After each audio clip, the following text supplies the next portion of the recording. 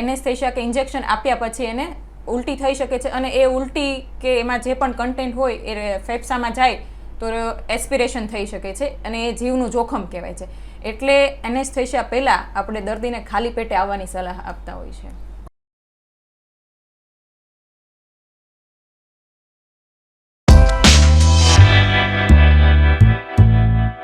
Hello friends, હું છું doctor Rahul Gelani.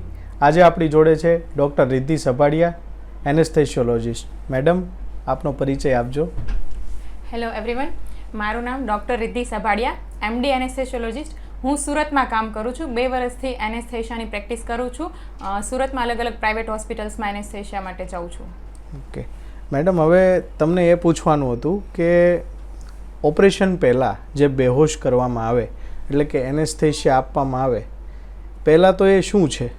Anaesthesia એટલે કોઈ પણ નાનું કે મોટું ઓપરેશન હોય એમાં દર્દીને બેભાન કરવું પડે છે કે જે જગ્યાએ ઓપરેશન હોય એ જગ્યાએ બેરું કરવું પડે છે. એમાં એક એવી ટેમ્પરરી સિચ્યુએશન આપણે ક્રિએટ કરીએ છીએ કે એ દરમિયાન જે પણ ઇવેન્ટ થઈ હોય એ દર્દીને યાદ ના રહે અને એ દરમિયાન દુખાવો પણ ના થાય એવા ઇન્જેક્શન આપવામાં આવે છે અને જરૂર પડે તો ઊંઘના ઇન્જેક્શન પણ જોડે જોડે આપતા હોઈએ છીએ આપણે. બરાબર. તો હવે આ એનેસ્થેશિયા કેટલા પ્રકારના હોઈ શકે? એનેસ્થેશિયા એમ તો ઘણા પ્રકાર હોય, પણ બેઝિકલી જે આપણે મેઇન આપીએ છીએ એનેસ્થેશિયા એ છે જનરલ એનેસ્થેશિયા એટલે કે પૂરા બેભાન કરીએ છીએ, અને એક છે રિજિયનલ એનેસ્થેશિયા એટલે કે જેટલા ભાગમાં જરૂર હોય એટલો જ ભાગ આપણે એટલું જ અંગ શરીરનું બેરું કરતા હોઈએ છીએ. અને બીજું લોકલ એનેસ્થેશિયા, એમાં પણ એવું જ કે જેટલો જરૂર હોય એટલો ભાગ આપણે બેરું કરીએ છીએ. સપોઝ કોઈ દાખલા તરીકે આંગળીનું ઓપરેશન કરવાનું છે તો ખાલી આટલો ભાગ જ બેરો કરીએ છીએ, તે લોકલ એનેસ્થેશિયા છે. બરાબર. તો મેડમ, હવે એક વસ્તુ એ પૂછવાની હતી કે જ્યારે આપણે કોઈ વ્યક્તિને સપોઝ કે કોઈ ઓપરેશન માટે આવ્યું તો કઈ કઈ વસ્તુની કાળજી કે ધ્યાન રાખવામાં આવશે કે સપોઝ કે મારું કાલે ઓપરેશન છે તો આજે મારે શું એવી સાવચેતી કાળજી રાખવી કે મારે ઓપરેશન પહેલાં જ્યારે એનેસ્થેશિયા લેવાનું થાય તો મને કોઈ તકલીફ ન પડે? બરાબર. એનેસ્થેશિયા લેતા પહેલાં બહુ જ બધી વસ્તુઓનું ધ્યાન રાખવાનું હોય છે. સૌથી પહેલાં તો આપણે દર્દીને બધી જ હિસ્ટ્રી પૂછતા હોઈએ છીએ, જેને પ્રી એનેસ્થેટિક ચેકઅપ કહેવાય છે.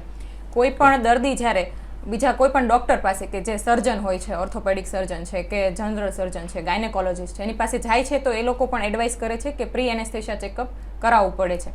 એમાં આપણે દર્દીના દરેક રિપોર્ટ્સ કરાવીએ છીએ. રૂટીન જે પ્રોફાઇલ હોય છે, બ્લડ રિપોર્ટ હોય છે કે ઇસીજી હોય, ઇકોકાર્ડિયોગ્રામ હોય, આ બધા રિપોર્ટ્સ કરાવીએ છીએ.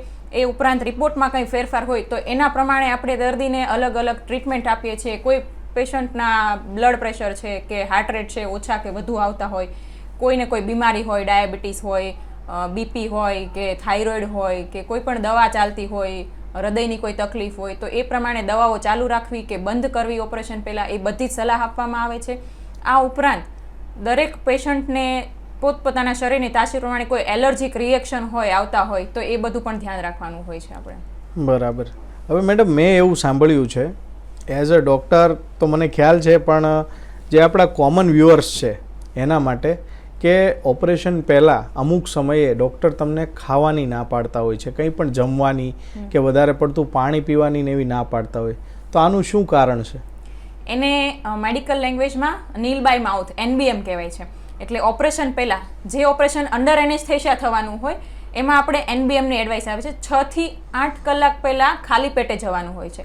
એ એટલા માટે કે એનેસ્થેશિયાની જે દવાઓ કે ઇન્જેક્શન આપવાના છે એ બધાના લીધે પેશન્ટને રિસ્ક ઓફ એસ્પિરેશન એટલે કે ઉલટી થવાની સંભાવના છે. એનેસ્થેશિયા કે ઇન્જેક્શન આપ્યા પછી એને ઉલટી થઈ શકે છે અને એ ઉલટી કે એમાં જે પણ કન્ટેન્ટ હોય એ ફેફસામાં જાય તો એસ્પિરેશન થઈ શકે છે અને એ જીવનું જોખમ કહેવાય છે. એટલે એનેસ્થેશિયા પહેલાં આપણે દર્દીને ખાલી પેટે આવવાની સલાહ આપતા હોય છે. ઓકે. હવે મેડમ, માનો કે સર્જરી થઈ ગઈ, ઓપરેશન થઈ ગયું, ત્યારબાદ શું એવી કાળજી રાખવામાં આવે છે અને કેટલા સમય માટે રાખવામાં આવે છે? એના પછી પણ જ્યાં સુધી એનેસ્થેશિયાની જે પણ પ્રકારનું એનેસ્થેશિયા આપ્યું હોય, પૂરા બેભાન કર્યા હોય કે પછી આપણે કમરમાં ઇન્જેક્શન આપીને બેભાન કર્યા, બેરું કર્યું હોય તો એના પછી આપણે એ રીતે દર્દીને NBM તો રાખવાનું જ હોય છે જ્યાં સુધી એ દવાની અસર વેર ઓફ થઈ જાય બોડીમાંથી, જ્યાં સુધી એ દવાની અસર જતી રહે ત્યાં સુધી આપણે દર્દીને 6 થી 8 કલાક સુધી નીલ બાય માઉથ એટલે કે ખાલી પેટે રાખીએ છીએ. ત્યાં સુધી આપણે દવાઓ દ્વારા કે ઇન્જેક્શન દ્વારા પાઇન્ટ ચડાવીને આપણે ન્યુટ્રિશન આપતા હોઈએ છીએ. અને પોઝિશન એ રીતે રાખવાની હોય છે, ક્યાં તો માથાનો ભાગ ઉપર રાખીએ કે પગનો ભાગ ઉપર રાખીએ, એ રીતે પોઝિશનમાં ધ્યાન રાખવાનું હોય છે. અને જે પણ દવાઓ દર્દી ઓપરેશન પહેલાં લેતું હતું, બીપીની કે શુગરની જે પણ દવાઓ ચાલતી હતી, એ દવાઓ કન્ટિન્યુ પાછી ઓપરેશન પછી પણ ચાલુ રાખવાની હોય છે. ઓકે. હવે મેડમ એક માન્યતા એવી છે, એક મિથ એવું છે કે જ્યારે બાળક ઉપરથી લેવામાં આવે, એટલે કે જ્યારે માનો કે આપણે સિઝેરિયન ઓપરેશન કરવામાં આવે ત્યારે જે બેહોશીનું ઇન્જેક્શન મારવામાં આવે એનાથી સ્ત્રીઓને કમરનો દુખાવો રહી જાય અથવા પેટનો દુખાવો રહી જાય. મતલબ મેં ઘણી સ્ત્રીઓ પાસેથી આવું સાંભળ્યું છે કે સાહેબ અમને પહેલાં કાંઈ વાંધો નહોતો, પરંતુ જ્યારે પાછળ ઇન્જેક્શન લીધું ને ત્યાર પછી અમને આ દુખાવો રહી ગયો છે. તો આ કેટલું સાચું છે? એકચ્યુઅલી એવું બિલકુલ નથી હોતું. એનું એક સાદું સિમ્પલ એક્ઝામ્પલ આપું. જ્યારે આપણે અહીંયા સોય નાખીએ છીએ, કોઈ પણ શરીરની વેઇનમાં સોય નાખીએ છીએ, ત્યાંથી જે દવા આપીએ છીએ, તો ત્યાં ક્યારેય આપણને કોઈ દુખાવો કે કશું રહ્યું છે આજ સુધીમાં? ક્યારેય નહીં. તો એવી જ રીતે જે કમરમાં જે સોય આપણે ઇન્જેક્શન આપીએ છીએ એ કેવી રીતે આપવાનું હોય છે કે કમરના ભાગે L3 L4 જે 3 અને 4 નંબરની જે કમરની જે વર્ટિબ્રા એટલે કે જે મણકાઓ હોય છે એની વચ્ચે ઇન્જેક્શન આપવાનું હોય છે. અને જે મગજનું પાણી જેને CSF કહેવાય એમાં આપણે ઇન્જેક્શન આપતા હોઈએ છીએ. પણ એના લીધે ક્યારેય કમરનો દુખાવો રહી જતો નથી. એ ઇન્જેક્શનથી ખાલી કમરથી નીચેનો ભાગ સૂન થાય છે. એના લીધે થઈને માથાનો દુખાવો થાય છે, પણ એ 24 થી 72 કલાકમાં રિકવર થઈ જતો હોય છે. અને આજકાલ મોડર્ન એનેસ્થેસિયા થઈ ગયું છે. હવે નીડલ એવી આવી ગઈ છે કે માથાના વાળ જેટલી પાતળી હોય છે. એના લીધે અંદર કોઈ જ ટ્રોમા થતો નથી અને એના લીધે બેકેક કે કમરનો દુખાવો થવાની કોઈ સંભાવના નથી. ઓકે મેડમ, હવે એ પણ પૂછવું હતું કે આ એનેસ્થેસિયા કયા કયા ડૉક્ટર આપી શકે? કેમ કે લોકોને બહુ ઓછી જાણકારી હોય છે કે આના પણ એક સ્પેસિફિક ડૉક્ટર હોય છે. લોકોને જનરલી એવું જ હોય છે કે મારું ઓપરેશન આ સાહેબ કરવાના છે, તો એમને ઓળખતા હોય છે. પરંતુ એઝ અ ડૉક્ટર તમારું શું કહેવું છે આ વિશે? અમે actually behind the curtain artist કહેવાય. દર્દીઓને મોટા ભાગે ખબર નથી હોતી કે એમને કોને એનેસ્થેસિયા આપ્યું છે. એનેસ્થેટિસ્ટ એ છે કે અમે પણ 5.5 વર્ષ MBBS કર્યું હોય, પછી 3 વર્ષની એનેસ્થેસિયાની સુપર સ્પેશિયાલિટીમાં MD કર્યું હોય. એટલે જેમ બીજી બધી બ્રાન્ચ છે, સર્જરી છે કે ગાયનેક છે, પીડિયાટ્રિશિયન છે, ઓર્થોપેડિસ્ટ છે, એવી રીતે એનેસ્થેટિસ્ટ પણ એક MD ડૉક્ટર છે. ઓકે. તો મેડમ હવે આપણે વાત કરી એનેસ્થેસિયાની, એના પ્રકારોની. હવે એ જાણવું છે કે એનેસ્થેસિયાથી કયા કયા આપણને નુકસાન કે કયા સંજોગોમાં એવું થઈ શકે કે સ્થિતિ વધારે ખરાબ થઈ જાય? હા, એ એક બહુ જ સેન્સિટિવ ટોપિક છે કે એનેસ્થેસિયાના રિસ્ક હોય છે. દર્દી જે પ્રમાણે એમના કોમોર્બિડિટીઝ એટલે કે દર્દીને જે જે બીમારીઓ હોય છે એના પ્રમાણે એના રિસ્ક હોય છે. જેમ કે તમે કે હું હોય તો આપણે એના ગ્રેડિંગ્સ હોય છે, જે અમેરિકન સોસાયટી ઓફ એનેસ્થેસિયોલોજિસ્ટના ગ્રેડિંગ હોય છે, જે વર્લ્ડ વાઇડ ફોલો થતા હોય છે.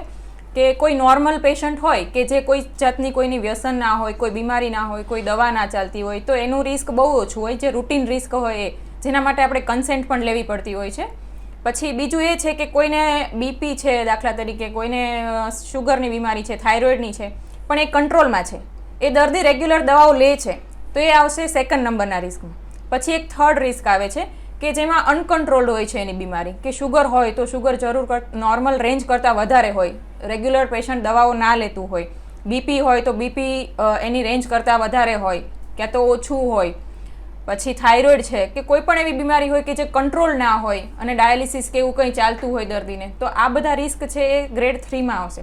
એનાથી વધારે રિસ્ક છે કે જેને ઓપરેશનની ખાસ જરૂરિયાત છે કે ઓપરેશન ઇમરજન્સીમાં લેવાનું છે, ઇન્વેસ્ટિગેશન કે રૂટીન પ્રોફાઇલ જે આપણે કરાવી છે એમાં કંઈક એબનોર્માલિટીઝ છે, તો એ રિસ્ક વધારે થઈ જાય છે.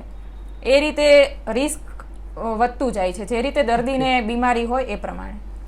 પછી મેડમ એ પૂછવાનું હતું કે દરેક ઓપરેશન પહેલાં ડૉક્ટર એના ગેરફાયદાઓ અથવા તો એમાં થતું રિસ્ક સમજાવતા હોય છે. સેમ એનેસ્થેસિયામાં પણ થતું હશે, તો આની પરવાનગી એટલે કે કોન્સેન્ટ કોણ લેતું હોય છે અને કોના પાસેથી લેતું હોય છે? એનેસ્થેસિયા આપવા માટે પરમિશન લેવી બિલકુલ જરૂરી છે, જેને કન્સેન્ટ કહેવાય છે. અમે હાઈ રિસ્ક કન્સેન્ટ લેતા હોઈએ છીએ. કન્સેન્ટ લેવા માટે અમે જે પણ પ્રકારનું એનેસ્થેસિયા આપવાનું છે એ એનેસ્થેસિયા પહેલાં દર્દીને સમજાવીએ છીએ કે તમને આ રીતે આટલી દવાઓ આપવાની છે અને આટલા સમય માટે આપવી પડશે, જરૂર પડશે તો એનાથી વધારે પણ આપવી પડી શકે છે. અને એના માટે કન્સેન્ટ લેવાની હોય છે. જે પણ દર્દી હોય 18 વર્ષથી વધારે ઉંમરનો દર્દી હોય તો દર્દીની પણ કન્સેન્ટ લઈએ છીએ અને જોડે બીજા 2 સગાની પણ સાઇન લેવામાં આવે છે. ઓકે મેડમ, લોકોની ઈચ્છા એવી હોય છે કે આજકાલ જે ડિલિવરી થાય છે એ નોર્મલ જ થાય, મતલબ ડૉક્ટર ગાયનેકોલોજીસ્ટ પાસે ઘણા લોકોની એવી માંગ હોય કે મારે ત્યાં તો બેબી નોર્મલ જ ડિલિવર થવું જોઈએ. તો જ્યારે માતાને પૂછવામાં આવે ત્યારે એની એક એવી ડિમાન્ડ હોય કે તો મને પેઇન ન થવું જોઈએ, દુખાવો ન થવો જોઈએ. તો આજકાલ એક નવી પ્રોસિજર એમાં આવી છે પેઇનલેસ ડિલિવરીની. એમાં ગાયનેકોલોજીસ્ટ સાથે તમારો રોલ કેવી રીતનો હોય છે એ મને સમજાવો. હા, એમાં એવું હોય છે કે અમે એને લેબર એનાલ્જેસિયા કહીએ છીએ કે જ્યારે મહિલાને પ્રેગ્નન્ટ ફિમેલને જ્યારે નોર્મલ ડિલિવરી પણ કરાવી હોય છે અને એ પણ પેઇનલેસ કરાવી હોય છે તો એના માટે એક બહુ જ સારો ઓપ્શન છે કે લેબર એનાલ્જેસિયા એટલે કે પીડારહિત પ્રસૂતિ. એમાં પણ કમરમાં ઇન્જેક્શન આપવામાં આવે છે જેને એપિડ્યુરલ એનેસ્થેસિયા કહેવાય છે. એપિડ્યુરલ સોયથી એમાં કેથેટર મૂકવાનું હોય છે કમરમાં 2 મણકાની વચ્ચે અને એ કેથેટરમાંથી એક બહુ જ નાનું કેથેટર હોય છે, એકદમ પાતળું હોય છે. એમાંથી અમે દુખાવો ના થાય એના ઇન્જેક્શન આપતા હોઈએ છીએ. જ્યારે ફર્સ્ટ સ્ટેજ સેકન્ડ સ્ટેજ હોય લેબરનું ત્યારે અમે જનરલી એ ઇન્જેક્શન મૂકી દેતા હોઈએ છીએ. એટલે પેશન્ટ એકદમ 70 to 80% જેટલું પેઇન ઓછું થઈ જાય છે અને આરામદાયક પરિસ્થિતિમાં એની ડિલિવરી થઈ શકે છે અને આખો બર્થ એક્સપિરિયન્સ કરી શકે છે. એના બેબીને ઇમિડિયેટ આફ્ટર બર્થ જોઈ શકે છે અને એ પણ નોર્મલ ડિલિવરી, વજાઇનલ ડિલિવરી સાથે. મેડમ, હવે એક બીજી પણ માન્યતા છે કે જ્યારે એનેસ્થેસિયા આપવામાં આવતા હોય છે તો ઘણા દર્દીને એના સગાઓ એવું કહેતા હોય છે કે માનો કે તને બેહોશીના ઇન્જેક્શનની અસર બહુ લાંબી ટાઈમ રહી ગઈ, મહિનો રહી ગઈ, 2-4 દિવસ રહી ગઈ, તો આ કેટલી સાચી વાત છે? એ તો સાચી વાત નથી. એકચ્યુઅલી જેટલો સમય ઓપરેશન હોય એટલો જ સમય આપણે એનેસ્થેસિયાની દવા આપતા હોય છે અને એમાં પણ એનેસ્થેસિયાના જે ઇન્જેક્શન છે એને બહુ ફિક્સ ડ્યુરેશન હોય છે કે એટલો સમય જ કામ કરે છે. ઇવન ઇન્ટ્રાઓપ એટલે કે ઓપરેશન દરમિયાન પણ અમારે જરૂર પડીએ ઇન્જેક્શન આપવા પડતા હોય છે. એટલે એની અસર બહુ જ ટૂંકા ગાળાની હોય છે. જેટલું ઓપરેશન ચાલે, જેવું ઓપરેશન પતે એટલે તરત જ એની અસર જતી રહેતી હોય છે. અને જે સ્પાઇનલ એનેસ્થેસિયા કે જે કમરમાં ઇન્જેક્શન આપીએ છીએ એની અસર પણ 4 થી 6 કલાકમાં જતી રહે છે. ઓકે, તો ઘણી સારી જાણકારી આપી તમે આજે એનેસ્થેસિયા વિશે, એ બદલ ખૂબ ખૂબ ધન્યવાદ. Thank you.